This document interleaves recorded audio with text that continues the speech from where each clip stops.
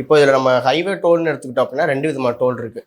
So national இருக்குது, நமக்கு ஸ்டேட்டும் இருக்குது. இந்த 2 டோல்லுமே இது எந்த அளவுக்கு வந்து டிஃப்ரெண்ட் ஆகும் சார் இந்த ஒரு பாஸ்? இந்த பாஸ் வந்து ஹைவே டோலுக்கு மட்டும்தான் சார் யூஸ் ஆகும். ஓகே. நீங்கள் மற்றபடி ஸ்டேட் டோல்வே, பார்க்கிங்கு, எக்ஸட்ரா இந்த ஃபைனுக்கு அதில் இதுலையுமே இந்த பாஸ் வந்து செல்லுபடி ஆகாது. ஓகே. நீங்கள் ஹைவே டோல் போகிறீங்க அப்படின்னா அந்த டோலுக்கு மட்டும்தான் இந்த பாஸ் வந்து கவுண்ட் ஆகும். ஸ்டேட் ஹைவேல போனீங்கன்னா நீங்கள் சார்ஜ் பண்ணி தான் ஆகணும். அப்போ நான் வந்து நேஷனல் ஹைவே வேணால் போகிறதில்ல, இன்னும் ரெகுலர் ட்ராவலிங் அது இருக்காது அப்படின்னா நம்ம இது வாங்க தேவையில்லையா? தேவையில்லை சார், தேவையில்லை. உங்களை டிபெண்ட் ஆன் உங்களோட யூசேஜ் பொறுத்து.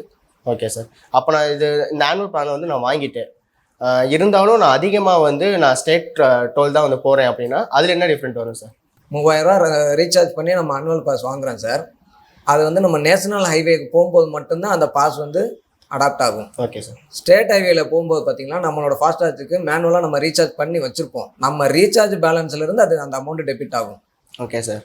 இப்போ சப்போஸ் அந்த ரீசார்ஜ் நமக்கு ஸ்டேட்டில் வந்து முடிஞ்சிருச்சு அப்படின்னா அது நேஷனல் வந்து எடுக்க மாட்டாங்க அப்படி தானே சார்? எடுக்க மாட்டாங்க சார், எடுக்க மாட்டாங்க. Okay sir. அப்போ நம்ம தனியாக தான் வந்து ரீசார்ஜ் பண்ணிக்கலாம், மேனுவலாக பண்ணி ஆகும். ஆமாம், ஆனுவல் பாஸ் தனியாக இருக்கும், ஃபாஸ்டாக் பேலன்ஸ் தனியாக இருக்கும், ரெண்டுமே செப்பரேட்டாக இருக்கும். Okay sir. பாஸில் போகும்போது பாஸ் அமௌண்ட்டுக்கு டெபிட் ஆகிக்கிறோம், ஸ்டேட் ஹைவேல போகும்போது ரீசார்ஜ் அமௌண்ட் பேலன்ஸ் அமௌண்ட் வந்து டெபிட் ஆகிக்கிறோம்.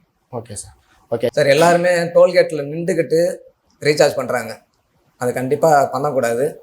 நீங்கள் ரீசார்ஜ் பண்ணீங்க அப்படின்னா ரீசார்ஜ் உடனே இன்ஸ்டண்ட்டாக ஆயிரும். பிளாக் லிஸ்ட்டில் ரிமூவ் ஆகுறதுக்கு மினிமம் 15 to 20 minutes ஆகும். ஓகே. ஏன்னா இது RFID சிஸ்டம் தான்.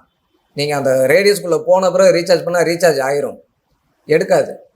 நீங்கள் வந்து டோல்கேட்டில் போகிறதுக்கு முன்னாடி 500 மீட்டருக்கு முன்னாடி பார்த்தீங்கன்னா போர்டு போட்டிருப்பாங்க டோல் 500 மீட்டர்னு. அந்த ரேடியஸுக்கு முன்னாடி ரீசார்ஜ் பண்ணிக்கிட்டிங்கன்னா உங்களுக்கு அந்த இஷ்யூ வராது. மினிமம் ஒரு 100 ரூபாயாச்சும் பேலன்ஸ் மெயின்டைன் பண்ணுங்கள். யாருமே மெயின்டெனன்ஸ் பண்ண மாட்டேங்கிறாங்க.